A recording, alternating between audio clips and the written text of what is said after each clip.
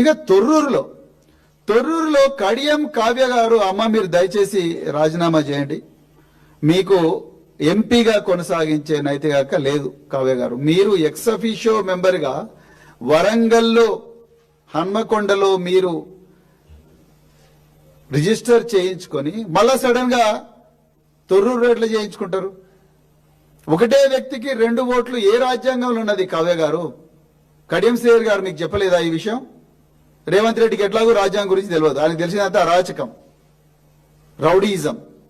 మరి ఒకటే ఎంపీకి 2 ఎక్స్ అఫీషియో ఓట్లు, లేకపోతే 2 చోట్ల ఎట్లా ఉంటది? ఒక దగ్గర మీకు ఓటు ఉంటే రెండవ దగ్గర డిలీట్ చేసుకోవాలన్న కనీసమైన ఇది ఉండాలి కదా. రేపొద్దున నా ఓటు ఈ రోజు కాగజ్ నగర్ నుంచి నేను నార్సింగ్ షిఫ్ట్ చేసుకున్నా, నార్సింగ్ నుంచి కాగజ్ నగర్ షిఫ్ట్ చేసుకున్నా, ఒక దగ్గర ఓటు వస్తే ఇంకో దగ్గర ఆటోమేటిక్ గా డిలీట్ అయిపోతుంది. మీ దగ్గర 2 ఓట్లు ఎట్లుంటాయి?